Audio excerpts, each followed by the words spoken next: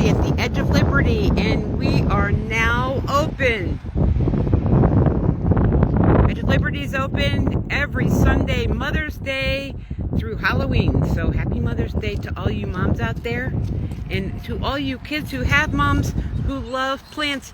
Have them come out and take a look at our gardens and maybe pick up some of our excess plant starts. Let me show you what we have today.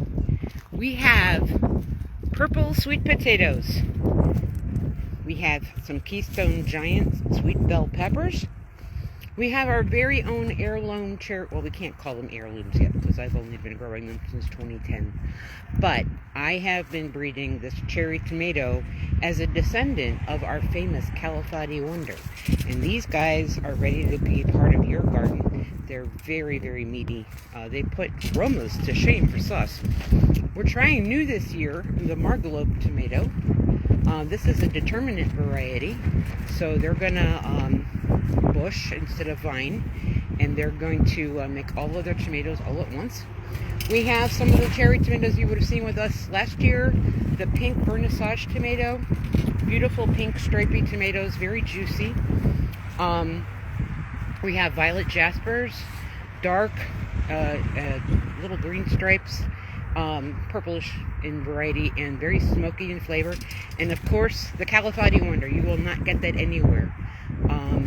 1 to 2 pound tomatoes are not uncommon with this variety, and I would suggest you come out and grow your own. We also have herb plants in these wonderful little stackers, and so we have 6 or 7 different kinds of herbs, and you can make up your own stack or just pay for individual plants. We also we have big up deals: hostas, sunchokes, and feral garlic. And then we also have batshit crazy products, and we have some serious batshit crazy deals today. Everything's on sale, and the Batshit Crazy Farms t-shirt, you got to get yourself one today. Only $5. Come get it. And if you stop by, you can pick up a community garden rental or become a craft beer vendor. Check out the place and see if you want to become part of our community garden. There are 4 plots still available. We have a number of people who've already planted out pretty heavily. And you want to see all the different things we're doing today. Let me take you on a quick tour. Like I said, we're selling our tomatoes because we got all our tomatoes planted. This year we moved it. Last year we had it on the central arch. This year we're going to put that on pumpkins on this arch. We're going to put our Califati Wonders here, which is where we've planted them. And we're going to pair them up with our eggplants in the center. So this is where tomatoes are going to grow. We have our sweet peppers in this row, banana pepper and green bell peppers, and then red and green bell peppers. This is where you can dig up sunchokes, free if you do the digging. $5 for a big monster bag if we do the digging. If you need some leeks today, we can pull some of those, $2 each. Everything else is pretty much not ready to go yet. You might be able to pick some herbs for you if you'd like. What else do we have planted? Oh, we have some of our milder hot peppers already planted. Actually, we have our 2nd year chilteppins coming up in pots. They look pretty good, don't they?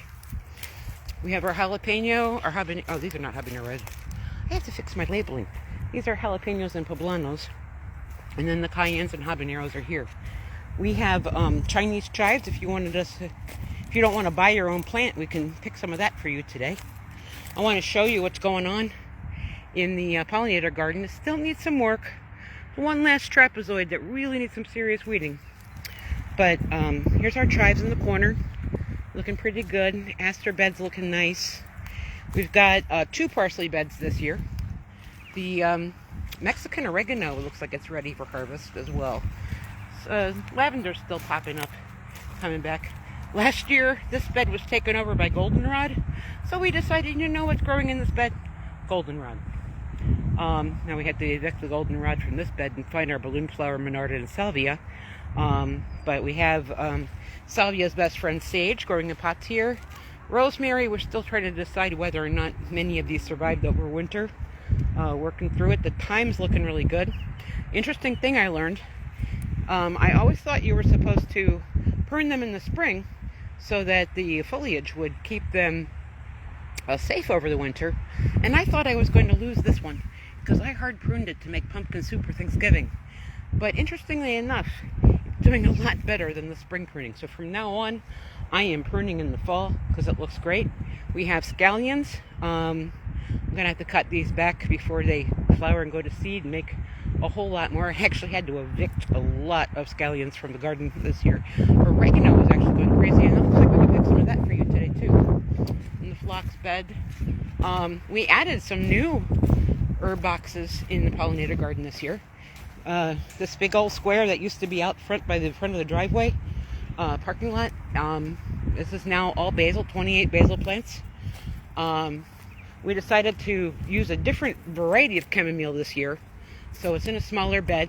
The old chamomile we put actually out there by the water tank, see if it can survive out there. This is supposed to be wintergreen, but hey, everybody fails, and I'm failing at getting wintergreen to start. Everybody asked for dill. Everybody saw our fennel last year and said, do you have dill? Well, this year we're going to have dill. And then this bed is where all of my winter sowing labeling mistakes are going until I figure out what they are. I'm pretty sure that this is more sage. But hey, and the other thing people were asking for last year was cilantro. We are going to have a lot of cilantro this year. See, other things we're going to try and do. I've got some new Asian pear baby trees. We're going to try and get 2 more in here. Look at these Asian pears that are in the corners. We grew these from seed. That one's, I think, 4 years old. That's 3. That one's 2. And these guys are going to be a year old when they go in. And we're hoping that they look great. I'll show you what else is going on. We have one of our community gardeners is doing an interesting composting experiment next to our compost bin. And you can see the different stages of compost in our, probably Porter County's largest public compost bin. Hey, I was talking about the scallions that I evicted. Look at this beautiful display. Just a walking path. We just decided, the flowers are beautiful. Let's let them grow alongside our solar panel that powers our watering system. Another thing that we've done, James has gone a little crazy on hugelkultur. Google hugelkultur. If you can spell it, I'll spell it for you. Hugelkultur. It's basically just logs and twigs and sticks and compost and growing things on top of it. And so we evicted our mint from the garden, and this is going to be our mint hugelkultur. And it looks like he may have also planted mint on this one as well. So when you walk down here, there will be this lovely path of mint. He's also seeded lots of our walking paths with beautiful clover. So we have all these beautiful clover walking paths. Ooh, let me show you my other experiment from this spring. You will love this. Last year I tried to teach myself grafting, and it didn't work so great. And so I tried a different method where you use a drill. Now the apples are not as successful because I don't think my scion wood was thick enough. Hopefully you can see this. But you can see I grafted onto this crabapple tree, a red delicious apple. The apples are not as successful. You can see I did these guys over here too, where I've got these little sticks sticking out. Let's see if I can find a successful one. Yeah, that one took. You can kind of see.